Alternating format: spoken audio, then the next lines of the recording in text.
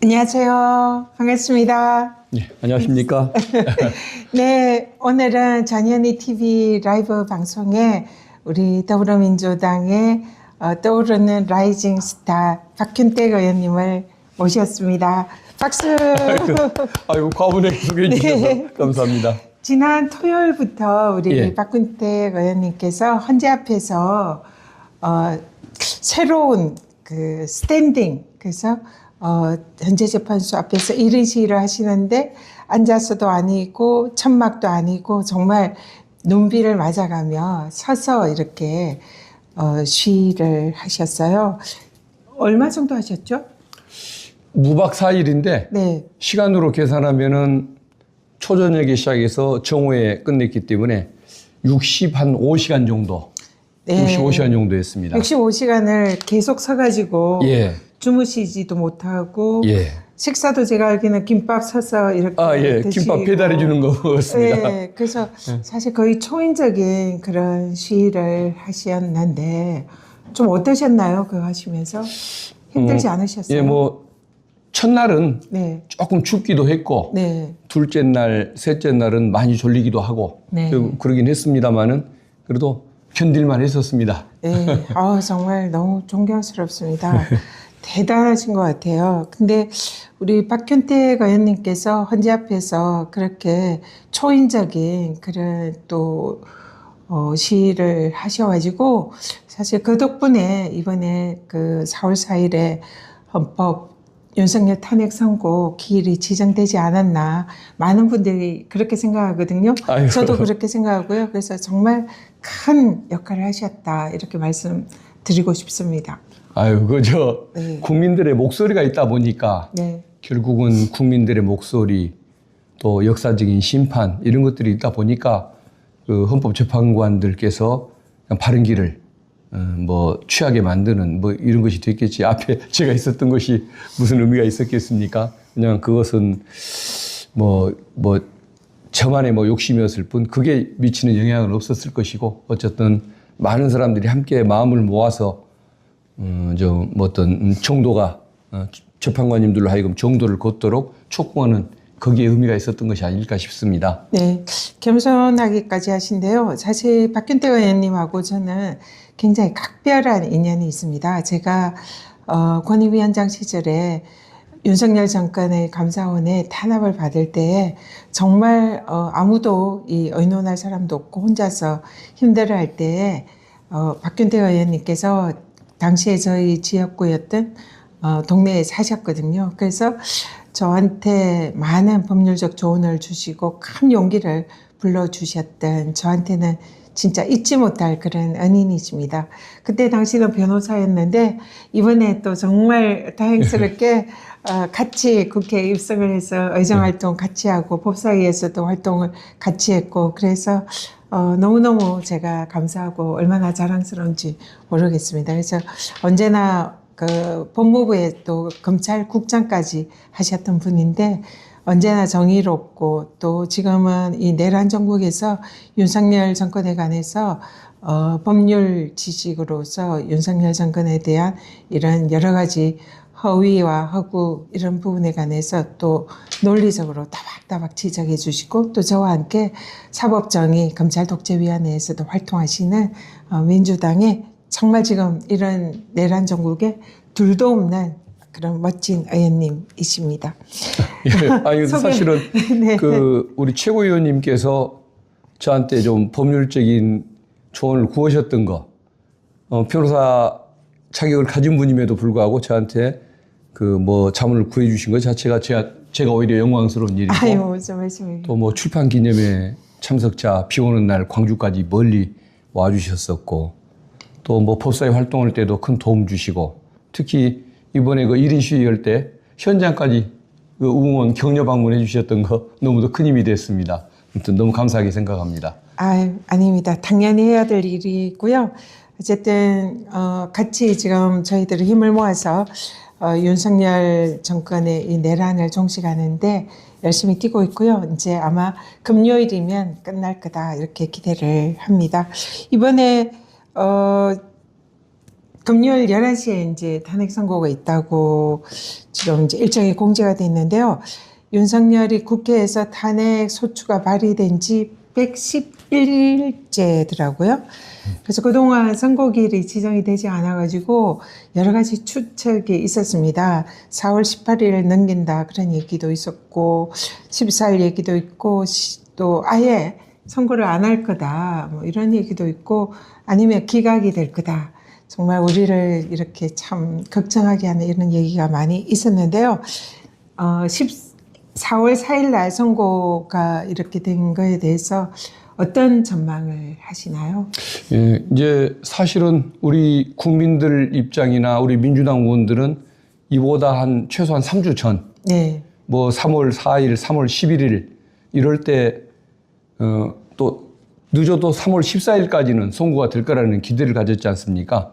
그럼에도 불구하고 3월 14일보다 한참 늦은 이 시간에 이게 선고가 이제 되는 셈인데 탄핵을 인용하는 거, 파면 결정이 이루어지는 것이 당연히 상식이라고 생각해 오다가 이게 도대체 이해할 수 없는 이유로 계속 늦어지다 보니까 정말 세간의 소문대로 보수적인 헌법재판관 중에 3분 정도가 반대를 해서 6명을 못 모아서 선고를 못 하고 있는 것 아니냐 이런 이제 위기의식을 느끼게 했지 않습니까? 근데 이게 단순히 뭐 인용 또 뭐 기각의 문제가 아니라 이게 만약에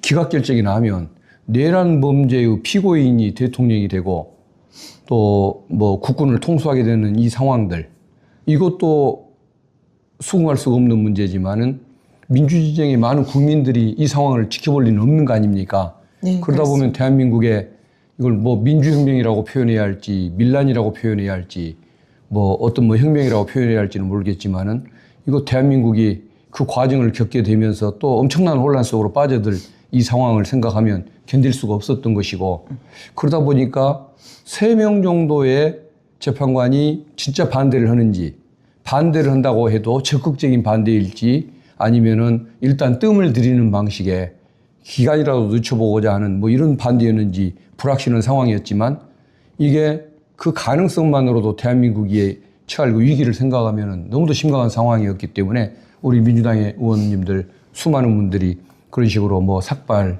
단식에도 나서고 뭐 또 최고위원님들 현장 최고위원도 많이 여시고 저도 뭐 1인 시위도 하고 그랬던 것인데 어쨌든 이제 상황이 늦게까지 밀려서 온 국민이 걱정을 하고 이제 분노하는 단계까지 이르다 보니까 조금 절차적으로 그 뭐 반대 의사를 표현했던 진짜 재판관들도 마지막에는 이제 직업적인 양심에 따라서 탄핵을 인용하는 걸로 마음을 먹으니까 합의가 됐던 것 아닐까. 네. 진짜 3명이 반대했는지 모르겠지만은 아무튼 그 중에 한두 분이라도 직업적 양심대로 결정하자 원칙론으로 돌아오고 그러면서 이런 그 결정이 이루어졌고 이루어지자마자 국민이 기다리는 심정을 생각해서 4월 4일로 지정을 했던 것이 아닐까 생각이 들고 일각에서 얘기하는 것처럼 4월 4일은 4대 4 기각이냐 또 뭐 사자가 또 끼어 있으니까 윤석열에 불리한 것이냐 이런 무술적인 의미는 전혀 없는 것 같고 네. 아무튼 합의가 된 대로 날짜를 헌재가 결정을 해줬지 않을까 싶습니다. 그러면 어느 정도로 인용은 이제 될 게 확실한데 어느 정도로 그러니까 몇 대 몇으로 지금 결정이 날 거다 보시나요? 그러니까 보수적인 분 중에 뭐 최소한 한 분 이상이 동조를 했으니까 당연히 6대 2 이상은 되긴 될 텐데 네. 나머지 2분도 원래 그랬을 수도 있고 아니면 진짜 반대했다고 할지라도 결국은 찬성 쪽으로 전향을 해서 저는 8대 0 결정이 날 거라고 봅니다. 왜 그러냐면은 한 명이 마음을 바꿨을 때 나머지 2명이 자기 고집을 피우고 있으면 어차피 윤석열 피청구인의 복귀를 돕지도 못하면서 자기들만 역사적으로 내란범이 대통령을 계속하라고 의견서를 작성했던 그 어떤 그 모욕적인 그 이름, 악명이 역사에 길이 남을 것을 뭐 감수할 자신은 없을 거 아닙니까? 그래서 그분들까지 전향을 해서 결국은 8대 0이 결정이 날 것 같다. 네. 그렇게 믿고 있습니다. 네, 저도 이제 어쩌다 보니까 헌법재판관 중에 3분 정도가 저랑 아주 밀접한 가까운 분이시더라고요. 아, 그러셨군요. 근데 연락은 안 됩니다. 전화를 전혀 문자나 전화 전혀 받지 않고 있어가지고 예. 소통을 못 하고 있는데 제 주변의 얘기나 아니면 이제 법조계에 종사하는 분들한테 들은 또 저에게 들은 정보로는 비슷한 얘기더라고요. 어떤 한 분은 전직 헌법재판관을 하신 분께서는 이틀 전에 저한테 그런 말씀하셨어요. 헌법재판관들이 이미 표결을 했을 거다. 그리고 결론을 냈을 거다. 그리고 그 중에 한두 명이 조금 그 시간을 끌어달라 아니면 조금 문제 제기를 하는 거지 이미 결론은 났다. 그리고 뭐 인용의 결정에는 변함이 없다. 이제 헌재가 그 탄핵 선고일 공지하기 전에 얘기입니다. 그래서 그러냐. 그래서 헌법재판관 하신 분이니까 좀 상당히 일리가 있다 생각했는데 그 직후에 이렇게 공지가 나더라고요. 그래서 그 얘기가 맞나 보다 이런 생각을 했고 또 하나는 방금 의원님 말씀하신 대로 그 얘기가 좀 상당히 신빙성이 있는 것 같습니다. 맨 처음에 5대3의 교착 상태가 일순간 있었다. 그래서 인용파들이 판결 선고를 할 수가 없는, 하고 싶어도 할 수 없는 그 기간이 있었는데 계속 이제 이 평의를 하면서 그 중에 한 명이 인용으로 돌아섰다. 그래서 이제는 판결을 해도 되겠다라고 하고 이제 판결을 하겠다라고 하니까 다른 두 분도 그렇다면 기각적으로 입장했던 분들이 인용으로 돌아섰다. 예, 그래서 지금은 판결 선고 공지할 때 그때는 이미 이제 8대 0으로 입장이 다 정리가 돼서 공지를 한 거다. 이런 이제 굉장히 좀 믿을 만한 그런 정보로 그렇게 얘기를 하더라고요. 물론 이게 지금 헌재가 워낙 보안을 철저히 하고 있기 때문에 사실인지 아닌지는 모르나 현재 정황상 여러 가지 좀 끼워 맞추면 어쨌든 헌재가 8대 0으로 입장을 정한 게 아닌가. 그리고 말씀하신 대로 기각의 그 입장을 가졌던 분들도 그 기각 판결문을 쓰는 게 사실 불가능하잖아요. 법리적으로. 맞습니다. 너무나 위헌위법이 명확한데 그런데도 무리하게 내란범을 두둔하는 그것을 또 지키는 그런 법조인의 양심을 가지고 그런 판결문은 쓰지를 못할 거다. 그렇기 때문에 결국 인용으로 모두 돌아설 수밖에 없다. 이게 지금 현재 여러 가지 정보를 종합해서 볼 때 그리고 법리적으로 볼 때도 너무나 당연한 상황인 것 같다. 그런 생각이 듭니다. 사실 저걸 기각을 하고 나면 헌법재판소가 헌법 파괴 사범을 두드는 결과가 되고 또 윤석열 피청구인을 봐주면 앞으로 더 나쁜 탄핵 대상자는 안 나타날 것이기 때문에 탄핵 제도가 이제 사실상 앞으로 항상 모든 것이 기각이 돼야 하고 이 제도 자체를 소멸시키는 것과 같은 의미를 갖는 거 아닙니까? 그래서 어떤 앞날을 생각한다고 한다면 결코 본인들도 기각하는 결정을 얘기하기는 어려웠을 것이고 그래서 자꾸 시간을 끄는 정도로만 자기들의 역할에 충실했던 것이 아닐까 그 생각도 들긴 합니다. 근데 이제 국민들이 계속 불안해하고 또 헷갈려하는 게 지금 국민의힘 뭐 권성동 대표라든지 국민의힘 쪽에서 탄핵 선고가 나면 승복을 해야 된다 이런 얘기를 하고 있어요. 그리고 또 지난번에 최상목도 그랬지만 한덕수의 경우에도 오늘 이 헌재 판결에 승복해야 된다 이런 승복 메시지를 내고 있습니다. 그래서 사실은 이런 저들이 왜 승복을 하라는 메시지를 낼까? 혹시 기각 아닌가? 이렇게 또 불안해하는 분들이 계세요. 근데 저는 그런 부분은 사실 지난번에 우리 이재명 대표 판결 전날에도 권성동이 승복해야 된다. 민주당이 승복을 요구했잖아요. 그리고는 무죄를 나니까 불복을 사실상 했지 않습니까? 승복을 하겠다는 얘기를. 그래서 그런 정도의 이제 수준이다 생각하는데 그 부분은 어떻게 생각하세요? 아마 나름의 자신이 있으니까 그런 얘기를 했던 것 아니겠습니까?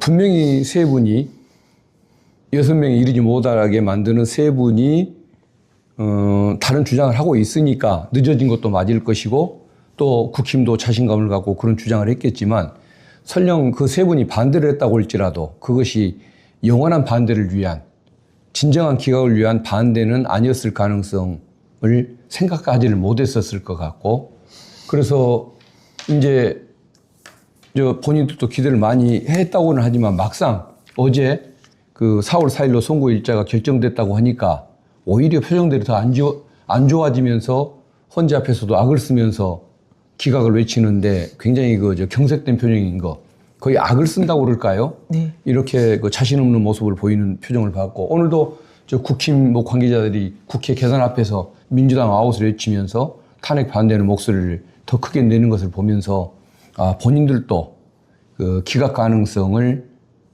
기대기보다는 인용 가능성이 높다는 것을 어떤 본능적으로 인지를 하는 거구나 이 생각을 좀 하게 됐습니다. 네. 그래서 본인들도 그런 얘기를 했던 것은 큰 소리를 치는 차원이었을 뿐 속으로는 아마 더 걱정을 많이 하는 사람들이 저 사람이었다는 생각이 듭니다. 네. 실제로 이 광장에 광화문이나 이제 요즘 계속 우리는 매일 집회를 하고 있잖아요.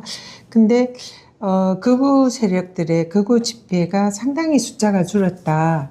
이런 얘기가 많이 나오고 있더라고요. 예. 그래서 만약이 아니라 이제 뭐 거의 당연히 인용이 돼서 윤석열이 파면이 되면 지금 저들이 국힘이나 극우 세력들이 과연 승복을 할 것인지 아니면 어떤 지금 반응을 할 건지 그건 좀 어떻게 예측을 하시나요?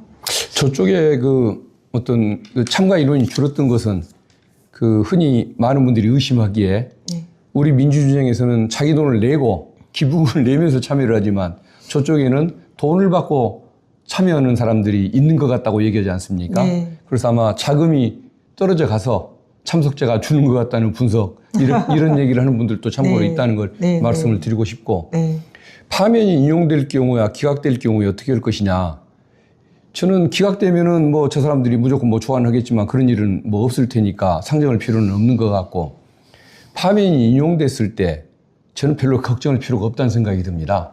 저 사람들이 어떤 탄핵을 반대하는 심리들을 보면 주장하는 구호들도 그렇고 뭔가 윤석열이 좋아서가 아니고 보수를 저렇게 망가뜨린 윤석열이 좋아서가 아니고 정권이 민주당에게 특히 이재명 대표에게 넘어오는 이 상황들이 싫어서 그런 얘기를 하는 것 같습니다. 구호도 보면 윤석열이 훌륭하다는 얘기는 없고 그냥 민주당은 공산당, 이재명은 이런 식으로 계속 야당에 대한 거부감을 드러내는 걸 보면서 저 사람들의 생각은 윤석열에 대한 애정이 아니다. 민주당에게 정권을 뺏기는 것이 싫은 것이다라는 생각을 많이 했습니다. 근데 파면 인용 결정이 나게 되면 바로 이제 대선이 시작되지 않습니까? 네. 그 대선을 대비를 하기 위해서 국힘 의원들은 승복할 수밖에 없고 어제 승복 온다는 얘기를 했는데 네. 그것은 자기들도 제가 보기에는 포기하는 발언을 같았습니다. 네. 그러니까 바로 그냥 국면이 전환되면서 대선 준비 모드로 들어갈 것이고 그리고 2달 이내에 새 정부가 출범하는 그 과정에서 한남동 헌재 앞에서 윤석열을 지지하는 목소리는 급속히 빠져들 거라는 거. 주말만 경찰이 잘 경호를 해주면 아예 신경 쓸 필요도 없는 세력들이라는 이런 생각이 좀 들었습니다.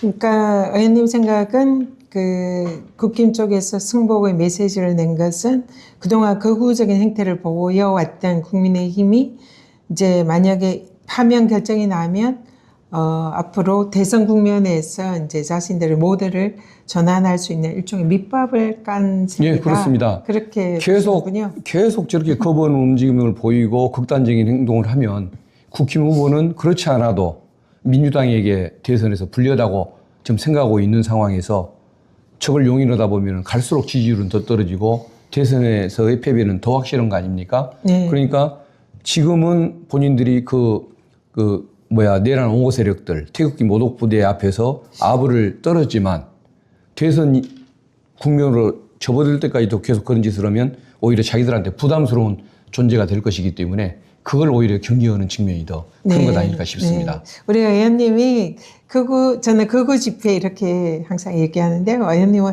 태극기 모독부대 맨날 이런 표현을 하시더라고요. 그래서 매우 인상 깊은데요. 저도 좀 차용을 해야 되겠습니다. 예. 근데 진짜 국민의힘의 경우에는 도대체 대선을 치르려고 하는 책임 있는 정당인가 그런 생각이 들 정도로 지도부는 뭐 조금 거리를 두고 있는 척은 하지만 사실은 극우 유튜브에 뭐 선물도 주고 명절 선물도 주고 사실은 뒤에서 그런 극우 집회를 조장하는 이런 모습을 보이잖아요. 그리고 당의 중진 의원들은 아예 그런 극우 집회에 가서 태극기 모독 부대들한테 큰절하고 그 사람들과 함께하는 그래서 과연 저렇게 해가지고 중도층의 지지를 얻을 수 있을까 이런 생각이 들 정도로 지나치게 극우적인 그런 모습을 보이고 있는데 예. 사실 이런 걸 보면서 우리 민주당에서는 저들은 대선을 포기했나 그런 생각이 들 정도로 굉장히 지나치게 한쪽에 편향적인 그런 모습을 보인단 말이죠. 예. 그래서 저기 거구 집회에 가서 저렇게 거구를 선동하고 함께하는 사람들은 대선보다는 뭐 당권, 자기 당권이나 이런 데에 예. 더 관심이 있는 게 아니냐. 예, 맞습니다. 예, 그래서 당내 선거에서 그 거구 당원들의 표를 얻기 위해서 저런 거 아니냐 이런 추정을 하는 것 같은데. 제가 봐도 그런 것 같습니다. 예. 그러니까 애당심이 있다면 그 정당에서 다음 대선 때 대선 후보 내에서 당선을 시켜야 하는 것이고 그 당선을 얻기 위해서 필요한 것이 중도에 있는 분들, 중도 세력들의 마음을 받는 것 아니겠습니까? 네. 그런데도 중도들이 싫어할 일만 저렇게 골라서 하지 않습니까? 정광훈을 그렇게 존경한다면 그 정광훈 씨를 데려다가 당대표를 시키는 것이 옳겠죠. 그렇게는 못 할 줄 알면서도 가서 고개를 숙이고 저러는 것은 결국은 당이 잘 되든 말든 관심이 없고 내가 당권만 잡으면 된다. 다음 대선에서, 다음 총선에서 자기가 그 어떤 보수적인 사람들, 수구적인 사람들의 지지로 재선만 되면 된다. 이런 식의 사적인 욕심을 갖기 때문에 정말 그 참다운 보수들은 지금의 행태를 좋아하지는 않을 것 같습니다. 네. 지금 심우정 검찰총장이 비난을 특별히 심하게 받는 이유가 옛날 검찰총장들도 문제는 있는 경우가 있었지만 항상 검찰 조직을 네. 나라보다도 네. 자기보다도 검찰 조직을 우선시했습니다. 그렇죠. 그러니까 네. 조직 이기주의이긴 해도 검찰 내에서는 존경을 좀 받았거든요. 네. 근데 심우정 총장은 자기 살자고 네. 자기의 사적인 은혜를 갚자고 검찰 조직까지 버려버렸지 않습니까? 그렇죠. 그러다 보니까 내부에서도 이제 거기를 좋아하는 사람이 없고 왜 아직까지도 사표를 안 내고 버티는지 모르겠다. 양심이 없다라고까지 얘기하는 구성원들이 있거든요. 네. 그런 것처럼 애당심이 없이 자기의 다음 어떤 그 총선에서의 그 재당선과 또 당권 잡는 데에만 관심이 있는 그 세력들을, 그 국회의원들을 정말 참다운 보수에 있는 분들이 좋아할 리는 없는 것 아니겠습니까? 네. 그래서 참 저 사람들은 정말 당을 해치는 사람들이라는 생각이 듭니다. 네. 그러니까 제가 국힘을 생각하는 입장은 아니지만 네. 국힘 당원이었으면 얼마나 저 사람들의 행태가 정말 싫을까 아마 속으로 그런 걱정을 하는 분들이 많이 있을 것 같습니다. 그러니까요. 지금 윤석열에 대해서 너무나 명백한 내란 범죄를 저질렀는데도 윤석열을 비호하고 비난하지 못하고 감사하고 그리고 만약에 탄핵이 인용이 돼서 대통령직에 물러나게 되면 사실은 이제 국힘이 선거를 치러야 되는데 국민들한테 도대체 어떤 논리로 국민들의 표를 달라고 할 것인지 그게 진짜 다른 당이지만 오히려 걱정되는 그런 예. 정도의 상황인 것 같습니다. 예. 그리고 말씀 주신 대로 심우정 검찰총장의 경우는 그동안 보아왔던 역대 검찰총장 물론 정의롭고 뭐 이런 분들도 있었지만 그렇게 아닌 분이라 하더라도 검찰 조직을 지키기 위해서 총장으로서 책임을 지고 총대를 메고 모든 잘못은 나에게 있다 뭐 이런 식으로 하면서 사퇴를 하거나 이런 결기 있는 모습은 그래도 보여줬거든요. 근데 심우정은 지금 뭐 우리가 내란 수계라고 얘기하는 윤석열의 말도 안 되는 이 구속 취소에 대해서 검찰의 논리랑 검찰 조직의 논리를 배신하고 즉시항고를 아예 하지 않았어요. 사실은 앞으로 이제 검찰들은 그러면은 이 범인들을 구속을 도대체 어떤 기준으로 해야 하는지 이런 거에 대해서도 혼선을 야기를 하고 그게 그러니까 자신이 모시던 이 대통령에 대한 충성인지 아니면 같이 뭔가 내란 공범으로 약점이 잡혀서 자기가 살기 위해서 예. 그런 건지 우리는 후자일 가능성이 높다 이렇게 예. 생각을 하는 거잖아요. 그러니까 자기를 위해서 조직을 저버린 거죠. 그리고 이번에 또 뭐 자녀에 대한 예. 그 채용 비리 의혹 이 부분도 전에 뭐 조국 장관에 대한 그 자녀에 대한 그 사안과 거의 유사한 측면이 많단 말입니다. 그래서 도저히 검찰총장으로서 존경을 받거나 자질이 있다고 보기가 힘든 상황인데도 우리가 그토록 자진 사퇴를 하라고 하는데도 사퇴하지 않고 끝까지 버티는 거 보면 좀 총장으로서 책임감 이런 게 너무나 좀 부족한 예. 게 아닌가 이런 생각할 수밖에 없는 것 같습니다. 심우정 검사가 옛날에 제가 아는 심우정 검사는 그런 정도까지는 아니었는데 그러니까 아끼던 후배 예, 아니었습니까? 예, 묘하게도 네. 윤석열 정권 지금의 국힘하고만 선이 닿거나 함께 행동하는 사람들은 왜 갈수록 저렇게 심각하게 구제불능 수준의 어떤 뭐 공적 마인드도 없고 국가를 사랑하는 마음도 없고 심지어는 지 조직마저도 사랑하지 않는 네. 저는 이기적인 사람들로 다 변해가는 걸까? 한덕수의 모습, 최상목의 모습, 심은영 총장의 모습 이런 사람들 좀 국힘의 뭐 의원들 네. 뭐 그건 뭐 언급할 필요도 없는 사람들이고 다들 그렇게 어떤 공직자로서 마인드라고는 손톱만큼도 없는 사람들 아닙니까? 감사원장. 예, 예. 네. 감사원장도 그렇고. 네. 그래서 참 왜 도대체 윤석열 정권의 그 특성이 왜 저런 것일까? 이거 보면은 어떤 자기 폼 잡는 거 외에는 아무런 관심도 없었던 윤석열 스타일을 이제 닮아가면서 다들 저런 스타일로 변해가는 거 아닐까 그 생각이 듭니다. 닮아가는 걸까요? 아니면 그런 사람들을 골라서 잘 뽑아내는 걸까요? 그렇죠. 그럴 수 있겠네. 자기 비슷한 사람을 네네. 주파수가 잘 통하는 사람들을 네. 끌어모았는지도 모르겠습니다. 네. 오늘 국회 본회의에서 마흔역 재판관 임명 촉구 결의안이 예. 통과가 됐습니다. 예. 좀 우여곡절도 있었는데요. 일단은 4월 1일까지 마흔역 재판관을 그동안 임명하라 한덕수에게 기회를 줬는데도 한덕수 대행이 임명하지 않았고 그날을 지났습니다. 그리고 또 최상목도 마흔역 재판관 임명하지 않아서 헌재에서 위헌 결정을 받았는데 임명하지 않았고 그래서 민주당이 최상목에 대해서는 지금 이제 탄핵소추 발의를 했고 오늘 보고가 본회의에서 됐고요. 근데 왜 이들이 마흔역 재판관을 이렇게 임명하지 않고 오늘 국힘도 또 결의안도 투표 안 하고 뭐 다 사실상 다 나가버렸는데요. 예. 이 지금 권한대행이나 국민의힘이 마흔역 재판관을 이렇게 임명하지 않으려고 그렇게 한 이유가 뭐라고 생각하시나요? 일단은 윤석열 탄핵이 인용되는데 도움이 될까봐 하는 마음이 제일 큰 것이긴 하겠고, 네. 그다음에 마흔역 재판관이 사실은 그냥 진보적 성향을 가지고 있을 뿐 공산주의자도 아니고 범법자도 아니지 않습니까? 그런데 좀 진보적 성향을 가졌다는 이유로 그렇게 비판을 하지 않습니까? 네. 옛날 인천 그 노동자 연맹 그 관련된 뭐 모임에 참여를 했든지 도움을 줬든지 했던 걸 가지고 인천 노동자 이쪽을 줄여서 그 인민 뭐라고 하던가요? 네. 예, 예. 이런 식으로 공산주의자처럼 이걸 몰아가는 네. 묘한 술책을 뭐 네. 이게 쓰고 있고. 그러니까 참 아무튼 그 이 세상살이의 기준이 어떤 자기들을 결집시키는 수단으로서 남들을 공산주의자로 몰아가는 네. 이런 식으로 네.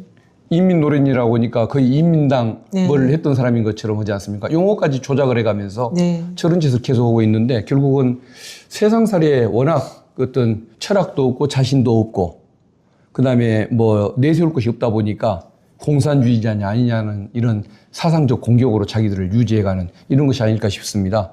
이번 헌재 앞에서도 그 태극기 모독 부대들 그냥 지나가면서 공격하는 거 보면 네. 그냥 뭐 이재명은 공산당, 민주당은 공산당, 또 뭐 공산당은 뭐 죽여도 돼, 막 이런 식의 공격을 하는데 그 내용 중에 보면은 그냥 욕설, 네. 공산주의자라는 공격 네. 이런 것 외에는 아무것도 들을 만한 얘기가 네. 내용이 들어있는 말이 1%도 없는 걸 보면은 네.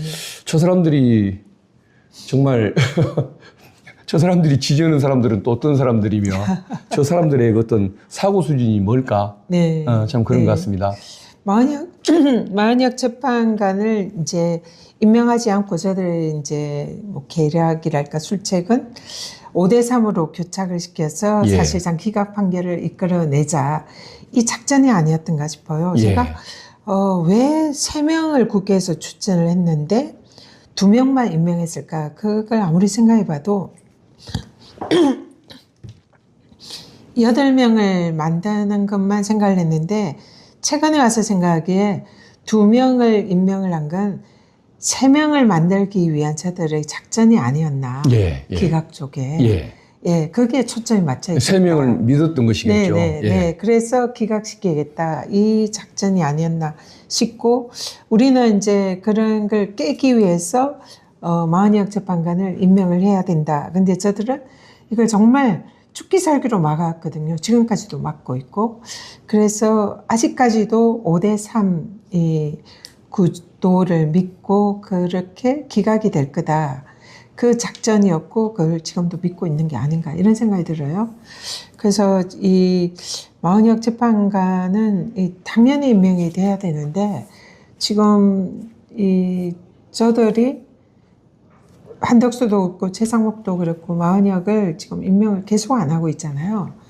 지금 이걸 임명을 하게 하려면 지금 어떻게 해야 된다고 생각하시나요? 결국은 뭐 이미 저기는 늦어졌기 때문에 네. 4월 4일 분위기를 봐서 네. 파면이 이제 인용이 되면 그때는 윤석열 파면에 따로 자기들의 영향을 미친 것이 없다라고 이제 저 수구 세력들한테 설명할 수 있으니까 그때쯤 임명하지 않을까 싶습니다. 근데 이제 이런 얘기가 있습니다. 물론 이제 내일 모레 파면이 되면 조금 국면이 달라지긴 하겠지만 한덕수 대행이 만약에 4월 18일에 재판관 2명이 임기가 종료하면 한덕수 대행이 재판관 2명을 임명을 할 것이다. 근데 이제 이게 대행이 재판관 2명을 임명할 수 있느냐 이 부분은 많은 헌법학자들이 안 된다. 예, 지들도 안 된다고 해서 네. 지금 마용주 대법관을 임명을 안 하고 있지 않습니까? 그래서 예. 이 적극적인 권한은 이 이제 권한 대행이 행사할 수 없다. 이게 다수 압도적인 이제 헌법학자들 견해인 것 같은데 예. 제가 오늘 이 생각이 들더라고요. 이제 우리에게 닥쳐올 최악의 경우 저는 또 지도부에 있으니까 항상 최악을 생각할 수밖에 없습니다. 그래서 모레는 윤석열 탄핵 인용 파면은 저는 이거는 뭐 거의 틀림없다 이렇게 생각을 하는데 탄핵이 인용이 되면 과연 국힘과 극우 세력들이 순순히 물러갈 것인가. 그러면은 혹시나 이 한덕수가 재판관 2명을 임명한다. 뭐 지금 위원이고 아니고 여기는 지금 이들한테는 아무런 관심이 없는 것 같습니다. 그냥 그동안 계속 위헌적인 행위를 해왔기 때문에 그러면 위헌을 무릅쓰고 2명을 임명을 한다. 근데 그러면 예. 그 다음에 생각할 수 있는 게 제가 오늘 문득 든 생각인데 지금 그 위헌정당 해산을 하라고 법무부에 극우들이 뭐 수십만 명, 70만 명인가? 서명을 법무부에 갖다 줬다고 하더라고요. 예. 그러면 이 이제 그 법무부에서 만약에 민주당을 위헌정당 해산 청구를 하면 헌재가 결정하지 않습니까? 그러면은 마은혁 임명하지 않고 보수 재판관 2명이 들어오면 그럴 가능성도 혹시나 생각하고 있는 게 아닌가. 예. 어떻게 생각하세요? 근데 이제 네. 제가 생각하는 한덕수는 네. 한덕수 총리라고 붙여줘야겠네요. 한덕수 네. 총리는 네. 공무원 출신이고 네. 겁이 많은 사람일 겁니다. 네. 그래서 4월 4일까지는 이제 윤석열 탄핵에 도움을 줄 수는 없는 입장이라고 본인이 생각을 해서 버티긴 하겠지만 네. 윤석열 파면 인용 결정이 이루어지고 나면 이제 그다음부터는 본인은 의존할 데가 없어지는 거 아닙니까? 네. 60일 후면 새 정부가 출범할 수밖에 없는 그런 사정이고 네. 그것도 거부해 가면서 본인이 내전을 벌이듯이 대통령 권한대행으로 2년, 3년 갈 수도 없는 것이고 결국은 날짜 지정을 할 수밖에 없는데 그 이후에 본인에게 닥쳐올 운명을 걱정해야 하는 거 아닙니까? 네. 저는 한덕수 씨는 이미 직무유기죄 범죄가 성립한다고 보거든요. 네. 그렇습니다. 아마 정부가 바뀌고 나서 직무유기죄로 아마 법정에 서야 할 지금 각오를 해야 할 입장일 텐데. 최서목도 예. 지금 공수처에서 직무유기죄로 수사에 착수했다. 이런 보도가 예. 있더라고요. 같은 제목으로 예. 충분히 가능할 것 같습니다. 예, 최상목 씨는 거기에 이제 뭐 옛날에 그 10년 전에 박근혜 정부 때 미르재단 네, 486억의 뇌물을 뜯어내는 네. 뇌물 수금책이었으니까 그것도 있어서 반드시 기소가 되겠지만 한덕수 씨도 입장은 비슷한 지금 상황에 처해 있기 때문에 윤석열마저 이제 사라지면 이제는 아마 자기 살기 위해서 네. 임명을 하는 수도 있지 않을까. 네. 그거 한번 예측을 해보는데 어떤 네. 선택을 할지는 저도 한번 지켜봐야 할 것 같습니다. 그런 엄청난 일을 하지 않을 거다. 그렇게 뭐 네. 배짱이 있는 인물은 아닌 것 같은데 아마 본인이 그렇게 겁이 많고 매사를 조심하는 분위기니까 네. 자기한테 기대를 걸고 있는 그 뭐 윤석열 뭐 측근들 또 그쪽에 그 태극기 모독 부대들 눈치를 보느라고 그냥 아무런 권한 행사를 안 하는 방식으로 저 윤석열 측에 도움을 줬겠지만 이제 앞으로는 이제 어쩔 수 없이 네. 뭐 임명은 뭐 이런 식으로 나올 가능성도 있겠다라고 생각이 드는데 그 이후에 한번 판단을 해봐야 하는 거 아닌가 싶습니다.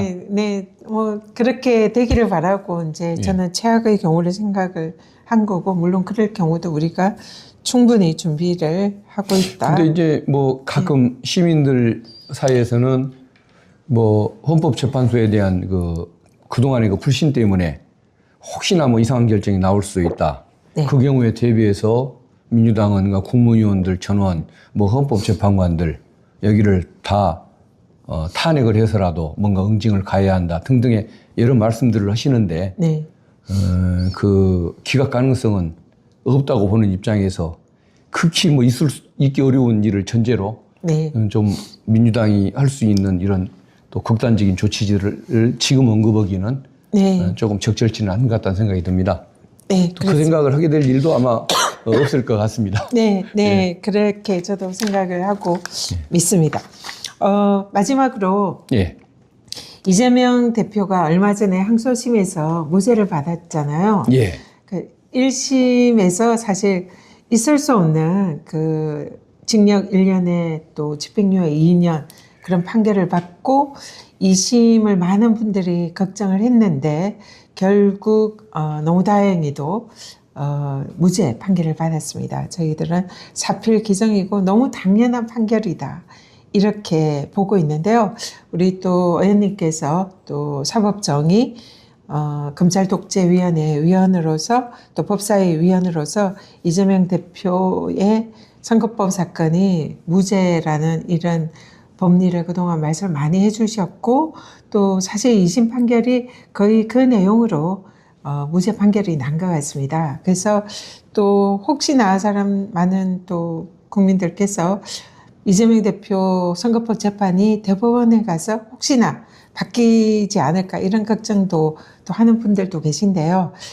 그럴 리는 없다. 저희들 이렇게 보고 있는데 왜 이재명 대표의 항소심이 무죄가 될 수밖에 없고 대법원에서도 그대로 그 판결이 무죄로 확정될 것이다 생각하시는지 예. 좀 짤막하게 정리 좀 해서 말씀해 예, 주시죠. 사실은 우리 뭐 사금도교에서 우리 위원장님을 비롯해서 그동안에 연구하고 논의했던 내용을 토대로 저희들이 입장을 정리했던 거 아닙니까? 네. 그러다 보니까 뭐 특별한 예측력이 있어서가 아니라 그냥 상식대로 얘기를 했을 뿐이고 재판부 역시도 그 재판관들이 그냥 상식적인 분들로 우리가 흔히 생각하는 전형적인 그 어떤 법관들로 그 뭐 구성이 되어 있다 보니까 그런 합리적인 판결이 나왔다는 생각이 듭니다. 근데 그 내용들이 정말 타당한 게 뭐 기억나지 않는다라는 것은 아예 법률적 평가의 대상이 아니었던 거고 그 이외에 골프를 쳤냐 안 쳤냐 또 뭐 국토부의 협박을 받아서 용도를 변경했단 말이 맞냐 틀리냐 이런 것들은 일단은 그런 말을 한 사실 자체가 없었던 거 아닙니까? 네, 그렇습니다. 하지도 않은 말에 대해서 거짓말이라고 평가하는 것 자체가 잘못됐기 때문에 그런 상식적인 주장을 했던 거고 그래서 2심도 무죄를 한 거 아닙니까? 네. 근데 그 내용들을 보면 모든 그 어떤 공소 내용에 대해서 모든 그 발언에 대해서 하나하나 깨알같이 분석을 하고 거기에 대해서 법리와 또 이런 상식을 기준으로 굉장히 논리적인 네. 판단을 해놨지 않습니까? 그 판결문을 보면 국민 설득용이기도 하지만 그 대법원이 파기를 할 수 없게 완벽을 기한다. 이런 목표를 가지고 썼던 판결문이라는 생각이 듭니다. 네. 그래서 대법원에서 이 내용을 보는 순간 이것을 뒤집는 결정을 한다는 것은 저는 하늘의 별 따기만큼이나 어려운 일일 것 같다. 네. 그래서 대법원에 의해서 파기되는 일은 없을 것 같다. 네. 오히려 대법원이 선거 전에 전국 안정을 위해서 맞다고 원심이 맞다는 그런 주장, 그리고 검찰의 상고를 기각하는 결정을 해줄 것 같다는 생각을 합니다. 네. 그래서 파기 가능성은 없고, 특히 무슨 파기 자판 뭐 얘기를 네, 파기 뭐 자판 저쪽에서는 얘기. 얘기를 하던데 네. 대법원이 이런 사례를 가지고 자판하는 일은 없고, 네. 너무도 명백하게 법률상 분명한 것을 다시 판단을 하고 보내는 것이 민망할 정도 수준일 때만 파기 자판하는 것을 봤는데, 그건 가능성이 0.몇 %밖에 없는 걸로 알고 있습니다. 네, 네. 그래서 저는 파기 자판을 구할 것이 아니라 커피 자판기 찾아가서 커피 자판기에서 커피 한 잔 마시고. 아이스 커피나 한 잔 마시고 정신을 좀 차렸으면 그러면 좋겠다는 생각이 듭니다. 아, 네, 네. 사실 이 국민의힘에서 파기자판해라. 그래서 대선에 출마 못하게 하고 싶은 희망을 아직도 놓지 않고 사실 헛소리 있다 생각하는데요. 대법원 판결이 그동안 쭉 예를 보면 사법영감의 어떤 이제 분이 분석을 하셨던데, 파기자판을 무죄가 난 걸 유죄로 바꾸기 위해서 파기자판한 예는 하나도 없고, 파기자판을 한 게 한두 개가 있는데 그것도 무죄를 면소 판결이나 공소 기각을 할 때에 한두 개가 있다 그러더라고요.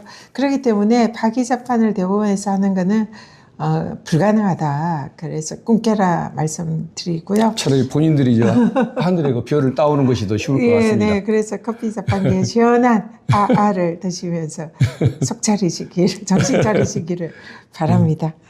네, 이제 오늘 뭐 준비한 말씀은 다 나눴는데요. 우리 의원님, 사실 저도 이 유튜브를 최근에 시작해가지고 좀 익숙하지 않고 좀 서투른데, 좀 오늘 함께 하시면서 좀 어떠셨나요? 예, 아무튼 뭐 다른 분도 아니고 전현희 최고위원님께서 불러주신 것 자체가 영광스럽고 너무 감사했던 감사한 일인 것 같습니다.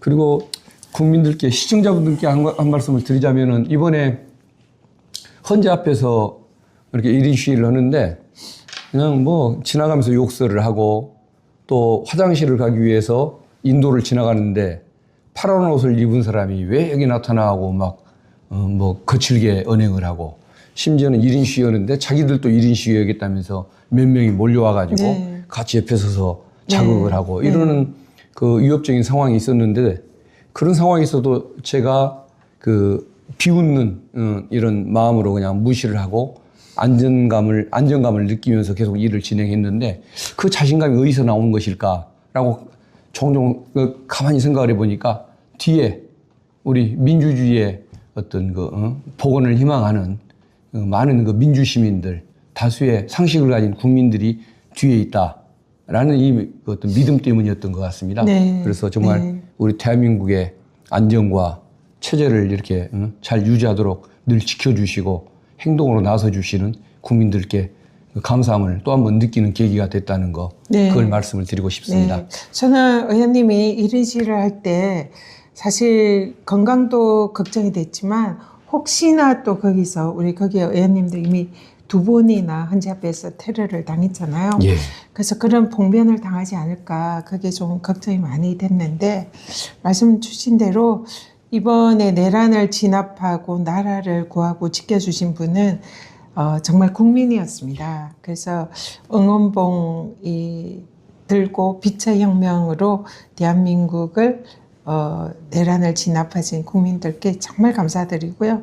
또 지금 현재 전현희 TV랑 함께 하시는 우리 시민 여러분들께도 정말 진심으로 함께 해주셔서 감사하다는 말씀 드립니다. 전현희 TV 계속 저는 대선 전에 10만 명을 꼭 만들어서 대선에서 우리 민주당 이재명 후보 또 홍보하고, 또 저들의 이런 여러 가지 공격으로부터 방어하는 그런 아주 훌륭한 무기로 좀 쓰고 싶어서 많이 좀 구독을 부탁을 드리고 있는데요. 오늘 전현희 TV 또 보시는 분들 구독, 좋아요 부탁드리고요. 우리 박균택 의원님도 지금 유튜브 TV가 있습니다. 그래서 우리 박균택 의원님, 박균택 TV도 많은 분들께서 또 전현희 TV 구독하시는 분들 박균택 TV 구독, 좋아요 부탁드리겠습니다. 네, 예. 그러면 오늘 방송 이대로 마치도록 하겠습니다. 감사합니다. 감사합니다.